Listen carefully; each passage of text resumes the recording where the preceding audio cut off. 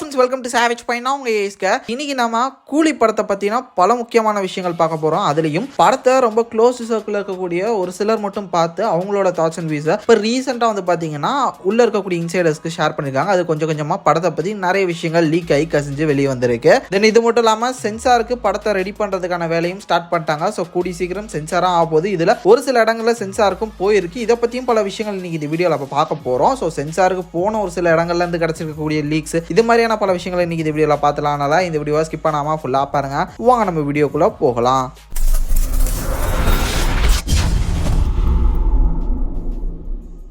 First of all, sensor அப்படின்றது வந்து இந்தியாவில் மட்டும் நடக்கிறது இல்லை. ஒவ்வொரு கண்ட்ரியில் இப்போ ஓவர்சீசன் ரிலீஸ் பண்ணும்போது வந்து பார்த்தீங்கன்னா ஒவ்வொரு கண்ட்ரிலையும் சென்சார் போர்டு இருப்பாங்க. ஸோ அவங்க எல்லாருமே அந்த படத்தை பார்த்து அவங்க கண்ட்ரியில் அது ஒரு சென்சார் போர்டு கொடுத்து தான் அந்த ஒரு கண்ட்ரியில் இருக்கக்கூடிய தியேட்டர்ஸ்லாம் ரிலீஸ் பண்ண விடுவாங்க. அந்த விதத்தில் இந்தியாவில் பார்த்தீங்கன்னா படம் ரிலீஸ் ஆகிறதுக்கு 2 நாளைக்கு முன்னாடி கூட சென்சார் பண்ணி டக்குன்னு ரிலீஸ் பண்ணிடலாம்.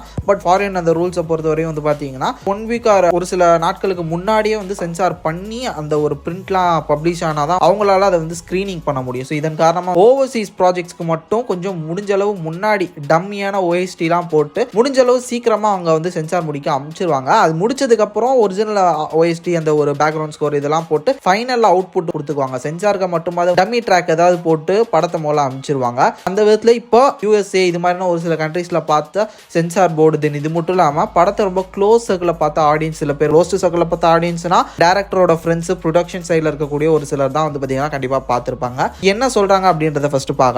இந்த கூலி படம் பயங்கர டார்க்காகவும் பயங்கர கிரிட்டியாகவும் இருக்கும், ரொம்ப ரூட்டடான ஒரு படமாக இருக்கும் அப்படின்னு சொல்கிறாங்க. நம்ம லோகேஷ் கனகராஜ் சாரோட previous film Leo and Vikram எடுத்துக்கிட்டிங்கன்னா கொஞ்சம் கிரவுண்டடான ஒரு படமாக கொஞ்சம் டார்க்காக இருக்கும். ஆக்ஷன் சீக்வன்சஸ் எல்லாமே முடிஞ்ச அளவு அந்த இன்டென்ஸை வந்து படத்தில் அந்த ஸ்டோரியில் நம்மளால பார்க்க முடிஞ்சிருக்கும். இது வந்து அதெல்லாம் விட இன்னும் ரொம்ப டார்க்காக அந்த ஒரு அண்டர் கிரவுண்ட் வேர்ல்டை வந்து எக்ஸ்ப்ளோர் பண்ணுற மாதிரியான ஃபீல் உங்களுக்கு கொடுக்கும். ரொம்ப டார்க்கான ஒரு ஃபிலிமாக இருக்கும் லோகேஷ் கனகராஜோட ஃபிலிமோகிராஃபிலே அப்படின்னு சொல்கிறாங்க.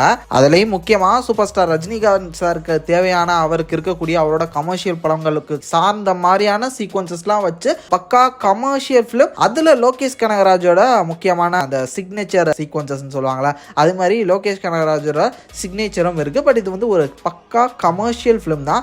அதை வந்து லோகேஷ் கனகராஜ் சூப்பராக அவர் ஸ்டைலுக்கு ஏற்ற மாதிரி பிளெண்ட் பண்ணியிருக்காரு அப்படின்னு சொல்கிறாங்க.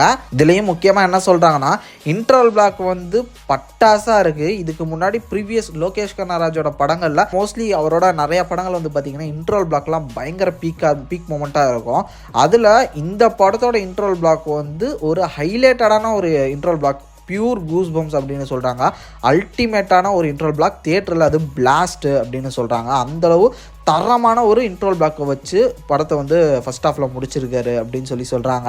தென் இது மட்டும் இல்லாமல் இன்னொரு ஒரு விஷயத்தையும் இந்த ஒரு படத்தில் ஃபாலோ பண்ணியிருக்காங்க. எப்படி விக்ரம் படத்தில் ஃபர்ஸ்ட் ஹாஃபில் வந்து கமல் சார் மேஜரான போர்ஷன்ஸ் இருக்க மாட்டார், செகண்ட் ஹாஃபில் தான் கமல் சாரே வருவார். அவருக்கு டைலாக்ஸுமே வந்து பார்த்தீங்கன்னா செகண்ட் ஹாஃபில் தான் இருக்கும். அந்த மாதிரியான ஒரு விஷயத்தை வந்து எக்ஸ்பெரிமெண்ட் பண்ணியிருப்பார்ல, அது மாதிரி இந்த கூலி படத்துலையுமே வந்து பார்த்தீங்கன்னா ஃபர்ஸ்ட் ஹாஃபில் வந்து ரஜினி சாருக்கான சீக்வன்ஸு டைலாக் இதெல்லாம் இருக்க தான் செய்யும்.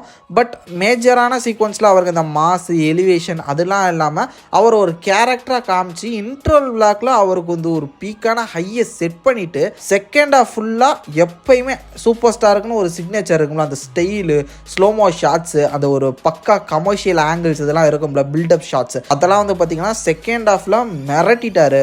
ஃபர்ஸ்ட் ஹாஃபை கம்பேர் பண்ணும்போது செகண்ட் ஹாஃபில் தான் ரஜினி சார் வந்து அல்டிமேட்டாக இருக்காரு, அராஜகம் பண்ணியிருக்காரு அப்படின்னு சொல்கிறாங்க.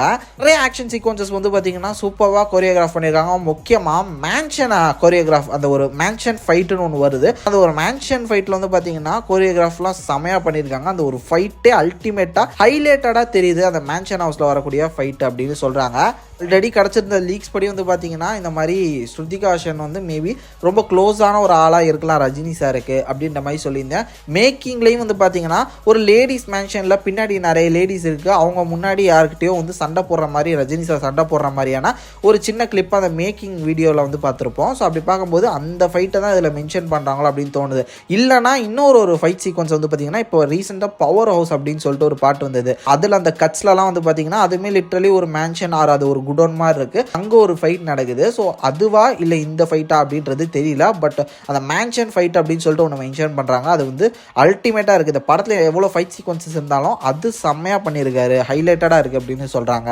லிட்ரலி என்ன சொல்கிறாங்கன்னா, ஓவராலாக அந்த படத்தில் வந்து அல்டிமேட்டாக இருக்க போது இன்ட்ரோல் பிளாக் அண்ட் கிளைமேக்ஸ் வந்து ரொம்ப ரொம்ப டெரிஃபிக்காக பண்ணியிருக்காரு அப்படின்னு சொல்கிறாங்க. கிளைமேக்ஸ் போர்ஷன்லாம் கிட்ட நெருங்கும் போது தியேட்டரே பிளாஸ்ட் அப்படின்னு சொல்கிறாங்க. அந்தளவு தரமான அந்த ஒரு லாஸ்ட் 20 minutes இருக்குது அப்படின்னு சொல்லி மென்ஷன் செய்யப்பட்டிருக்கு. முக்கியமாக இன்ட்ரோல் பிளாக்லாம் பாஷா படத்தை ரிப்ளிகேட் பண்ணுற மாதிரி அதோட பயங்கரமாக இருக்கும். அந்தளவு ஒரு ஹையான ஒரு இன்ட்ரோல் பிளாக் அப்படின்னு சொல்லியிருக்காங்க. இப்படி வந்து நிறைய விஷயங்கள் இந்த படத்தை பற்றி கிடைச்சிக்கிட்டு இருக்கு. தென் இது மட்டும் இல்லாமல் இனிஷியலி இந்த படத்தோட டியூரேஷன் வந்து 3 hours 3 minutes இருக்கலாம் அப்படின்ற மாதிரியான ரூமர்ஸ் வந்தது. பட் இப்போ ஃபைனலாக அதை வந்து 2 hours 50 minutes ஆக்கலாமா அப்படின்ற ஒரு சில பேச்சுவார்த்தைகள் போயிட்டு இருக்கு. அதோட ஃபைனல் டியூரேஷன் கன்ஃபர்மேஷன் வந்து பார்த்தீங்கன்னா இந்தியாவில் சென்சார் வந்து பண்ணி சென்சார் சர்டிஃபிகேட் வருது இல்லை, அப்போ தான் ஃபைனல் டியூரேஷன் தெரிய வரும். எத்தனை கட்ஸ் இருக்குது என்ன ஏதுன்றதெல்லாம் அந்த ஒரு சென்சார் சர்டிஃபிகேட் வரும்போதே நமக்கு தெரிஞ்சிடும். ஸோ பொறுத்திருந்து பார்ப்போம் இதோட ஃபைனல் டியூரேஷன் என்ன செட் பண்ணியிருக்காங்க அப்படின்னு.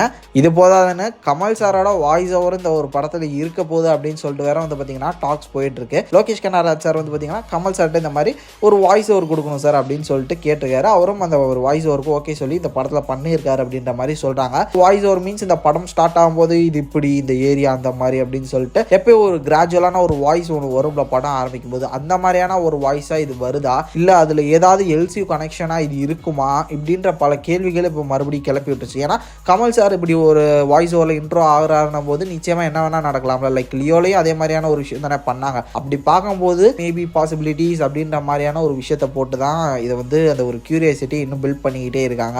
பொறுத்திருந்து பார்ப்போம். ஸோ நீங்கள் என்ன நினைக்கிறீங்க? மறக்காம உங்களோட தாட்ஸ் அண்ட் வீஸை கமெண்ட் செக்ஷனில் மென்ஷன் பண்ணுங்கள்.